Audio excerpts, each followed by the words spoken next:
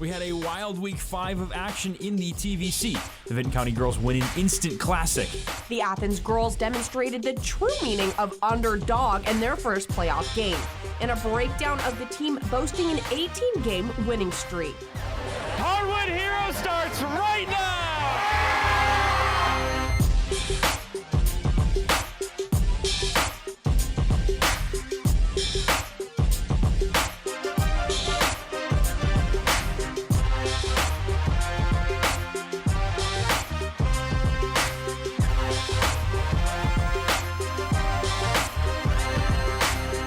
Welcome back to Hardwood Heroes. This week we've seen it all. Upsets, last-second miracles, and dominant performances. I'm Haley Hollinger. And I'm Bryce Tinson, and we've got a lot to get into, but not a lot of time to do it, so let's start unpacking. With the regular season officially over, let's check back in on the records. The Hawking boys are up first. We had a couple of teams schedule in some playoff prep. We will see if their study hall period made a difference come game time, but this week, Trimble and Waterford were both in action battling it out. But enough about that, because we're going to have the full breakdowns later on. Take a peek into the Ohio now. We had an in-conference matchup between River Valley and Alexander that earned them a tie for second in the conference. And a throwdown of an out-of-conference game for Vinton County. And you're going to have to keep watching to get all the details about those games. They were just too good to debrief in a few sentences. It's time to dive into the action, and there's not a better team to kick us off than the good old Buckeyes. Nelsonville York reporter Vernon Iguacan joins us to break down the team from Bookdale. Thanks, Haley. Colgrove traveled to Nelsonville, York to face the Buckeyes in the sectional final. The girls were eager for their last home game, and it showed on the court. The Buckeyes made it hard on the Hornets from the jump. You're right, Haley. NY started this game off scrappy on defense, and the Lady Buckeyes had active hands all night, but Colgrove were also aggressive on the defensive end. The two teams were neck and neck for most of the first half. So what ultimately gave Nelsonville York that advantage? Well, Haley, the Buckeyes were able to knock down their shots at key moments of the game, and on the defensive end, they were able to dive on loose balls and keep their hands in the honey pot. For the Hornets, they couldn't knock down their shots when it mattered most. Despite a late rally from Colgrove to make it a 4-point game, Buckeye Araya Levy would hit 2 free throws, sealing the win for Nelsonville York. The Buckeyes will play Chillicothe Southeastern Wednesday night in the district semifinal.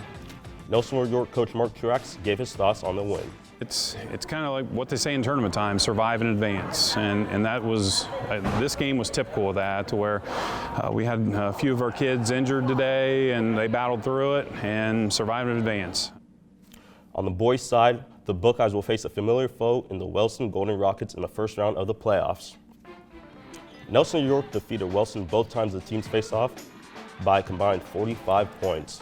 The Buckeyes had bench depth with Landon Inman, Dakota Inman, and AJ Stone to maintain fresh legs throughout the game. But for the Rockets, they couldn't utilize their bench depth as much with their injury of their star player, Kyan Irvin. Nelsonville York hopes to keep their game plan of turning defense into offense as they pride themselves with playing multiple defensive styles. The Buckeyes can float from a zone to man defense while also being proficient at the full court press. They also have the ability to key on one player, as they showed a strong boxing one that slowed down Kyler D'Agostino. When they're playing to their full potential, they can be a team to look out for in the playoffs. And I can't wait to see how far they go, Haley. Vernon, thank you so much for the outlook on that. Those Buckeyes have quite the road ahead of them, but no matter what, I know they're going to keep on pushing through. And nobody keeps on pushing quite like Pomeroy. Haley, this Megs team is constantly going forward. Megs girls are a feisty underdog that are going to cause some trouble for the higher seats. Megs lead reporter Aiden Crowley is here to give us the latest on those Marauders. Bryce, come tourney time, you have to take each game like it's your last. And the Marauders did not take that lightly. Megs won the Marauder way, forcing turnovers and spreading the scoring wealth for easy buckets. They ran Oak Hill out of the gym with a score of 63-10. Now after that win, Megs had an even tougher matchup. That's right, Bryce. The Marauders took on the 8th-seeded Portsmouth Trojans, and head coach Heath Hudson said the game would come down to the fundamentals. But we got to do basic things, just the same as we do every year. Eliminate turnovers, make good shot selections, take care of the ball, execute on offense, and usually that gets it done. It sounds like that script was pretty simple, but were they able to execute? Yes and no. Defensively, they did a great job of making every shot difficult. The Trojans have great guards who can create their own looks. Megs was able to keep it close by forcing those guards to take contested shots. Now what about the other end of the floor? Well, Bryce, you heard Coach Hudson say they had to value the basketball, and Saturday, that was the struggle. Portsmouth was active in passing lanes, which led to 13 turnovers. In a game this tight, every possession mattered, and that was one of the turning points. It sounds like it was a close one. Now walk us through the fourth quarter. Yeah, Portsmouth opened up the final 8 minutes of play on a 9-2 run to go up 51-44. Instead of folding, Megs battled back to make it a 2-point game and even had a chance to win it. With 2 seconds left, Andrea Mar's 3-point Hail Mary was blocked by Sienna Allen, and the Trojans escaped with a 55-53 win for the sectional title. It was not the finish to the season that Megs wanted, but looking ahead, they have a lot of talent returning. Yeah, it'll be exciting to see what they can do with that talent, what they bring to the table. But now that we've talked about the girls, let's talk about the boys. They had to wait a little bit to get their shot in the postseason. That's right, Bryce. The boys take on the Chesapeake Panthers, a competitor they have some history with. That is very true, Aiden. These two teams faced off in December. The Panthers dominated 70-44. Now, what do the Marauders need to do to improve the script this time around? Well, Bryce, let's take a look at the Megs' game against Athens. And when this team is clicking, the ball doesn't stick. Here, Dustin Vance is doubled, and what does that mean? Someone's open. The ball flies around the perimeter to find the open man, and you can't leave Braylon Harrison alone like that. And here, Conley Burnham does a great job of driving and drawing defenders and kicks it out for an easy 3. So what happens when they don't execute? Well, it's the exact opposite, Bryce. This is a guard-dominant team, and they live and die by that. When they aren't shooting well, this team hits a wall. Here, Harrison does a good job of drawing into the paint, but he has 3 guys around him. Previously, we saw them make the extra pass. He goes for the contested runner and comes up short. If the Marauders want to pull off the upset, they'll have to play for each other, not themselves. And we'll have to wait till Tuesday to see if Jeremy Hill and his squad can make those adjustments. The Marauders have a big hill to climb, and if they can reach the summit, Pomeroy will be popping. Haley, if the Marauders have to have a hill to climb, well, then the Vinton County Vikings had to climb Everest. Bryce, you're not kidding. The journey might be treacherous, but Vinton County is not afraid to make that climb. And it's playoff time, so the competition just keeps getting steeper. And Vinton County reporter Grant Kiefer is here to tell us all about it. Thanks, Haley. If there's any fitting name for this next matchup, it's Madness in MacArthur. Galley Academy made the trip up to MacArthur for this Division II Southeast Region first round playoff game. The Blue Devils got out to a 22-6 start, hitting 3 after 3 on the fast break. But in the second quarter, Vinton County got a lot of fast break opportunities as Emma Maynard and Lindsay Riddle put in these layups to keep it close at halftime, down just 19-22. This 3 right here helped the Vikings cut the lead even closer in the fourth as Emma Maynard would take this pass in from the inbound and followed it up with this made 3 to tie the game with 6 seconds to go. Coach Brett Jones drew up quite the inbound play. This all happens within 6 seconds. Gallia takes the inbounds, but Maynard makes a steal. We'll get this one off to Kylie White. Will she beat the buzzer? Yes, it goes. It's off just in time. Vinton County will beat Gallia Academy 48-46 and moved on to the next round in the region just a few days later. There were many key aspects that needed to carry over into their next game against Unioto. Grant, playoff games are difficult, and that's because they're back-to-back, and they leave squads tired and not without injury. Unfortunately, that is true for the Vikings. After the win on Monday, lots of players walked out of the locker room with ice packs on, and you could see the after effects on Thursday night. And like we mentioned earlier, playoff games are close together, so the girls only got 2 nights off before seeing Unioto. Yeah, with that being said, they did not have the energy they usually do. In Vinton County's recent games against top-ranked Ohio teams, they have at least kept it close in the first half. On Thursday, they fell behind 8-0 in the first minute, and Unioto immediately called a timeout as they dropped this game 87-20. And they're going to be back next year, but the boys are still fighting, and I hear they start their playoff run this week. Indeed they do, and they've got a good shot at something special. Let's map out their chances. This is the voyage to Dayton. First up is this team's next man up mentality. There's no true star player on this team. Cobra Sharp, Garrett Brown, the King brothers, Ashton Allman, anyone can score at any given point on this team. Secondly, they're an excellent three-point shooting team. They've got shooters. Garrett Brown, Aiden Kane, Cobra Shark made 3 or more threes in a game this season. Third, they find ways to win. They've been down in many games this season, and outside of their Alexander game last month where they got into foul trouble, they've been good late. Fourth, they're on a hot streak. They have won 8 of their last 9, and they've improved by being better on the boards and on the defensive end. Lastly, they're an excellent fourth quarter team. They've outscored opponents by an average of 5 points per game in the fourth and have 4 fourth quarter comebacks on the season. Haley, this is a Vinton County Vikings team that will be a sleeper in Division II. Be on the lookout to make some noise this postseason. Well, we absolutely will, but thanks for the great work, Grant. The Athens Lady Bulldogs had a tall task this past week, taking on the 6-seed Jackson Iron Ladies. And they were able to do what any viable underdog does and overthrow Jackson, and that's despite the 5-seed difference between them. These ladies are going to advance into the district semifinal, and Sheridan's win against Logan Elm. That means that the Bulldogs and the Generals are going to play on Monday at 8 p.m. in Piketon. Like Haley just mentioned, the Athens girls got a tough draw having to face the 6th seed Jackson in sectionals. How did they pull off the upset, you might be asking? To answer that question, we welcome in Athens reporter Caleb McCleskey. Bryce, the Athens girls are sectional champions for the first time since 2015. The Lady Bulldogs pulled off the upset against the Jackson Iron Ladies in a 52-43 win. Now, Caleb, this was a marquee matchup. What did they do to send Jackson packing? The beginning was a defensive standoff as neither team had more than 20 points by the end of the first half. Coming out of the locker rooms, both teams were on an offensive charge, making it a back-and-forth affair. The Lady Bulldogs had to prove they were all bark and all bite if they wanted to pull this one off. Now, what made the difference in the end for Athens? Late-game free throws was the icing on the cake. With pressure building, the Bulldogs would go 8 of 8 from the charity stripe in the final minute. Fern Sigmund, Olivia Smart, and Ella Chapman didn't shy away from the big moment. They just could not miss. Okay, so we've checked off sectional championship, but what's next for the Bulldogs? Well, the girls and Koska say that this is a turning point for the program. But I think the girls' basketball team has been overlooked for a very long time, and now this will actually show them that we're a good team and we work hard for what we do. They were so young and they worked so hard to get to this point, so it's exciting to watch them be excited. So I'm happy for them. It does nothing for me. So Caleb, the girls set the bar high. Now, were the boys able to match it on the biggest stage? The boys team wasn't able to match the girls' energy playing their last game of the season. The Athens Bulldogs hosted the Hillsboro Indians for the sectional playing game.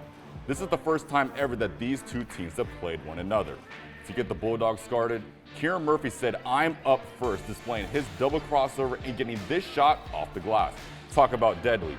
Later in the third quarter, Nathan Shattuck joined the show as he would dig into his bag of tricks and drill the jump shot to cut down Hillsboro's lead. And folks, we aren't done yet. Luke Mullins going coast to coast, showing off his handle, making this look too easy. Look at the big man going on cruise control, making this layup. But with the Indians making easy shots just like this one, and the Bulldogs only scoring 8 points in the fourth quarter, Hillsboro make a statement pouring it on against Athens, winning this first-time matchup 54-37. With this being the last game for the boys, they must look towards the future for next season and redemption. So that's an unfortunate way to end the season. Thanks for the highlights, Caleb. Athens is our first guys team to have their season come to a close, but it's time to move on to our last in-conference game of the season. Yeah, that's right. We had one final battle in the TVC Ohio. The Alexander Spartans, they can hit you with a comeback or a dunk when you least expect it. And they were able to do just that. Alexander reporter Maddie Kiefer is here to tell us about every slam dunk moment. Haley, the Alexander Spartans traveled down Highway 554 for this River Valley rematch. Rematches are always intense, so how did this game start out? Both teams started out cold as ice, with the Spartans missing their first 11 shots. Kyler DiAgostino was the only player to score until Zach Barnhouse finally grabbed a tough rebound and lobbed in a layup through contact. After the scoring drought, how did the game continue for the Spartans? Well, it was a little rough. Alexander allowed 3 consecutive three-point bombs to give the Raiders a 27-26 lead. So coming out of half, did they reignite? The Spartans had a spark of life as Barnhouse went off on defense. He was a wall under the basket, ending the game with 8 blocks. The Spartans, led by DiAgostino, pulled away in the second half. DiAgostino ending the game with 35 points and Alexander winning 59-55. The Spartans' next game sends them into tournament play, and it's going to be a tough first task as they take on Gallia Academy. But on the flip side, we have the Lady Spartans, and they're already in playoffs, competing against the Federal Hawking Lancers last Wednesday night. And so Lancers reporter Gavin Carrick joins Maddie to break down this match. Thanks, Haley. Maddie, looking at this matchup, you would think by the numbers that it would be a mismatch. However, once they tipped off, it was the complete opposite. You're absolutely right, Gavin, and most notably, we saw 2 freshmen shine in an action-packed playoff game. Kaylee Hunnell and Takira Walker went head-to-head all night. These two are going to be forces to be reckoned with for years to come, just like they were in this game. 100%. Hundal is her, but due to the Lady Lancers constantly double-teaming her on the floor, she had a slow start. Luckily for the Spartans, her team was able to make crucial baskets, keeping them in the game. All throughout this game, freshman guard Takira Walker was the go-to girl for the Lancers. I swear she plays like a prime Russell Westbrook. Her drive to the basket and draining of easy buckets is absolutely elite. No other girl on the court can match her speed and quick ball handles. Moving into the fourth quarter, it was an all-out brawl between these two studs. Hundahl finally caught fire, hitting 5 consecutive shots to cut the lead to just 3 points. Federal Hawk was able to hang on Wednesday night and took this game 40-37 over the Spartans. The Lady Lancers then went on the road to face Rock Hill on Saturday afternoon. This game was very close at the end, with Rock Hill going up 16-11 in the first quarter. However, after this, the Lancers fell apart with turnover after turnover, and not being able to knock down key shots killed them. Rock Hill took the contest 55-23, becoming the new sectional champions. Heading back over to the game against the Spartans, you can see this was a tale about missed shots. Absolutely, Gavin. Another area to focus on is rebounding, as Alexander was out-rebounded 29-19. Not how you want to play in the paint. Maddie, if you cannot control the glass, you are bound to have troubles all night. That's exactly what happened on Wednesday for the Spartans. While the boys of Federal Hawkins did not have a game this week, they've been getting ready for their first playoff matchup. And the one making the most noise is junior guard Tara Cottrell. Take a look here on the screen with this first play from Cottrell. A beautiful pick from Iden Miller. He sets his feet, pause right here, bang. Nothing but the net is in his sights. He is laser focused in. Bam, swish. This next play, Cottrell inbound the ball to Caden Chapman. Chapman back to Cottrell. Cottrell is not a tall guard. He has 1-2 defenders on him, and his high basketball IQ can find Ward up top. Ward, however, misses this shot, but then boom, Cottrell's right back on it. Look, you might think he might pass the ball and dump it off to Iden Miller. No, it puts it all the way back over to Caden Chapman, up and in for the easy bucket. Something I love about Cottrell, he's a leader. He's the first guy back on defense for his team. This final clip here, boom, pause right here. Left to right. This guy's quickness and ability on the ball is absolutely second to none. This pinch right here from Cottrell and Chapman allows Cottrell to come in as he has some of the fastest hands in the TVC. He quickly picks it off, puts it up and in for the easy bucket. It's just what he does. These are just a few of weapons that Cottrell possesses in his game, so you need something special to stop this kid from scoring. Tara Cottrell and the Lancers look to implement all this and even more as they get set to match up with the winner of Southern and Manchester on Friday, the 24th. Can't wait to watch the Cottrell Clinic. Thanks, Gavin. If you want more TVC basketball, you should check out our Facebook and Twitter for game recaps and conference standing updates weekly. Rewatch your favorite plays and shots over and over on our Instagram, and you can even take a peek into the TVC student section on our TikTok. And for a bit of light reading, go to WOUB.org for written recaps. Ball never stops, and neither does our content. And with that being said, let's go ahead and keep balling with the Hawking. This week, we welcome back Trimble reporter Dylan Sarko to give us the latest updates on the Tomcats. Thank you, Haley. Let's start with the boys who took on the Fairfield Christian Knights Saturday for their final regular season game. The Tomcats' long-awaited makeup game at Fairfield was nothing short of a dogfight, catfight. This game was the definition of back and forth. Michael Clark gets things started with a quick trigger three to put up the first points of the game. Senior Ben Hoppel responds with one of his own, telling Clark, "Yeah, I can do that too." To begin the second, Knights senior Samuel Rauch reads the Tomcats defense like a book for the backdoor cut, helping the Fairfield Christians string together an 8-0 run. The Tomcats did not roll over though. Tyler Heel found Levi Weber on the baseline for a shot so sweet it'll make your teeth rot. On the other side, John Grabbins was an absolute menace on the glass, putting in this reverse lay for his 5th straight bucket of the night. Going into the 4th, it was who else but Michael Clark with a much-needed and one to keep this game neck and neck. However, Grabbins had other plans as he bullies his way down below for his 4th and one of the evening. He finished with 21 points and 6 big boards to help guide these Knights to a 60-52 dub. Dylan, the girls were in action Wednesday night. Were the Tomcats able to run away with it? The Lady Tomcats traveled to Paint Valley for their tournament matchup against the Bearcats. During warm-ups, it was apparent that the Tomcats were outsized. That can be intimidating to see when you step out for the first time. Yes, Haley, but this was more than just a scare factor. Unfortunately, the Bearcats were just too large. Block shots, offensive boards, and deflected passes were all part of Paint Valley's catalog. Sounds like the Tomcats bought everything in the book. With key focus on number 2, Karis Dye was the main catalyst for the Bearcats' defensive presence. She was on triple-double watch with a jarring 14 points, 9 rebounds, and 9 steals. The Tomcats kept this game within striking distance in the first half. However, the Bearcats extended their lead in the second. Although this game didn't go in the Tomcats' direction, what does the future hold for these ladies? Well, Haley, the Tomcats return all 7 players next season. These young ladies will have plenty of time to develop and turn some heads in the 2023-24 season. Thank you, Dylan. We're going to keep a close eye on the Tomcats. They have a whole offseason to up their game, and we're going to see how their hard work pays off next season. The Tomcat season might be over, but the Eagles, they're still in it. Yes, they are, and the Lady Eagles were making history this week. Lucy, the girls were in Reidsville on Wednesday, but something was a little bit more special about this game. Bryce, for the first time in Eastern Eagles history, the ladies hosted a playoff game at home. The Nest was loud and ready to host a team with a familiar name, the Eastern Eagles.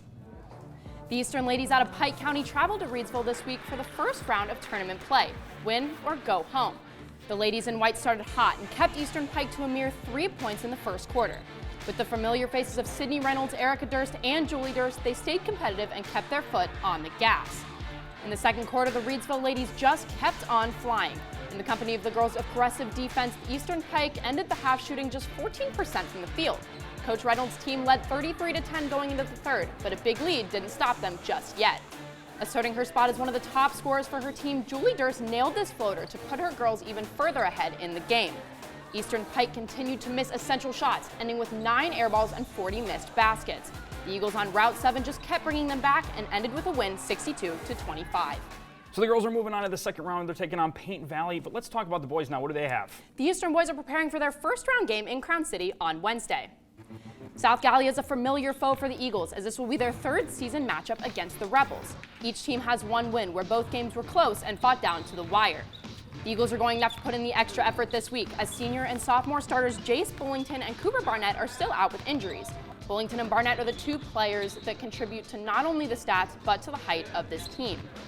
The Eastern roster has fluctuated throughout the season. Freshman Ethan Edwards specifically had an impressive performance in the boys' 51-46 win at South Gallia a couple weeks ago, going 9 for 11 in free throws and tallying 13 points. Along with the several underclassmen we will see on the court on Wednesday, sophomore Brady Rockhold will start in center in place of Bullington. Although he has large shoes to fill, Rockhold is confident in his ability to lead the team. It means a lot because at the beginning of the year, I was coming off the bench as a shooting guard. I wasn't even starting or anything. I was coming off the bench as a shooting guard. So to start as the center, it's kind of weird, but I feel honored. Rockhold is not the only underclassman having to step up this week. Sophomore Connor Nolan and freshman Colton Lloyd have exceeded expectations throughout the season. And this week, the Eagles need them more than ever. Big matchup this week. We'll see who comes out on top. Thanks for the insight, Lucy. Those Eagles teams are exciting to watch. That South Gallia game has potential for Game of the Year. It does, but let's not forget about Waterford now. They've been able to put the pieces together, and it was a tale of 2 very different weeks for the Wildcats. And joining us to unpack the wild week for the Wildcats is Waterford reporter Charlie Ehlenfeld. The Waterford boys entered a raucous atmosphere to take on the Fort Fry Cadets. And let me tell you, Haley, I have never seen the Cooper this packed. In their first meeting, the Cadets escaped with a 56-53 victory on their home court, making this final score all the more shocking. And Charlie, if I'm not mistaken, the Cadets have been on a 10-game losing streak. Yes, they have, and that paired with their previous contest result is what made Fort Fry's dominance so surprising. The Cadets stepped up to Waterford early and often by applying a relentless full-court press. Waterford could not adapt to that heavy pressure and turn the ball over 13 times. Last time we talked about Waterford, they didn't utilize the 3-ball. Did that continue on Tuesday? Actually, Waterford remained active from beyond the arc all night, but it would lead to their demise. The Wildcats finished the night shooting 31% from the field, squashing any hopes of taking down the Cadets. Waterford will look to right the ship going into their first-round game against Latham Western. And speaking of first-round matchups, the Lady Wildcats had one of their own this week. That's right, Haley. The ladies look to earn their 18th straight and 21st overall sectional title versus Southern. With this game being their final home game of the year, they look to take care of business at the Cooper one last time. Waterford had a familiar opponent in the Southern Tornadoes, a team they swept the season series against this year. Out of the gates, the Wildcat defense roared to life as they forced turnovers and dominated the glass. Waterford finished with 12 steals and 4 block shots on the night. Leading the way on defense, as always, was Avery Wagner. She finished the night with 9 points, 4 blocks, 5 rebounds, with 4 being offensive. Those offensive rebounds were a common theme for the Wildcats as they finished with 10, grounding the Tornadoes with their second chance opportunities. In a physical triumph, Waterford overpowered the Tornadoes 49-5. In her post-game interview, Terry Carney reflected on what this final home match meant to her and this team. I'm really happy with how our seasons went. We've definitely had like a few ups and downs, and just honestly it didn't hit me that this was my last home game until you mentioned it, but it feels good. I hope we keep going, and it's definitely sad that this is my last game here, but you got to look at the positive side and just keep going, keep your head up and keep pushing. So Waterford moves on to face the White Oak Wildcats in a regional semifinal this Thursday. That's going to be a great matchup to watch for the fate of Region 15. Thanks, Charlie. Bryce, the season is coming to a close, which means we've got to start talking about awards. Now, these players have spent a lot of time in the gym working on their craft. They certainly deserve some of that recognition. If you've followed Hardwood Heroes, you know about our All Heroes and All Futures teams, but this year we're giving you a little bit more. That's right. Along with naming our 5 heroes and futures for the boys and girls, we are also naming a Hardwood Heroes Player of the Year and a Future of the Year. We will also be recognizing the people that put it all together and make it work. 2 coaches will be named Coach of the Year, 1 from the boys and 1 from the girls. And after such a successful season, we thought, hey, why not add a few more trophies to the case? Enough about the future, because we got some outstanding performances in the present. Yes, we do. And our first name is a name that I think you might recognize, and rightly so, because week in and week out, this player shows out. If you haven't figured it out already, it's Kyler DiAgostino. He was at it again for Alexander in their game against River Valley. DiAgostino was a stud against the Raiders, went for 35 points, accounting for 59% of Alexander's total output. He scored the Spartans' first 16 points of the game. Every time this guy steps foot on the court, my jaw hits the floor. You know, I'm right there with you. I mean, he makes dunking look easy. Honestly, I'm ready for a couple of donuts. His ability to get to the rim allows him to be extremely efficient. He shot 50% from the field on the night, and I'm telling you, Bryce, he can literally do it all. Passing, rebounding, defending, and he does it all with flair. He even added 7 rebounds and 3 steals to his already impressive stat line. He only had 3 assists, but I say only because, you know, he's used to going for more. But the passes he would hate to set up his teammates, I call it true artistry. Bryce, if he keeps playing like this, who knows? Alexander might have what it takes to make a deep playoff run. We're just going to have to wait and see. You're indeed right, but now it's time to talk about a girl that had the most impact for her team this week. She was clutch when her team needed her the most. Yes, VC's Emma Maynard is our Girls Hero of the Week. And this Viking freshman was the MVP for Vinton County in this one. She was active in the passing lanes and on the ball. She was able to get out and in transition for easy buckets time and time again. She finished with 21 points, the most of anyone in the game, but that's not all she did. Her impact goes beyond the stat sheet.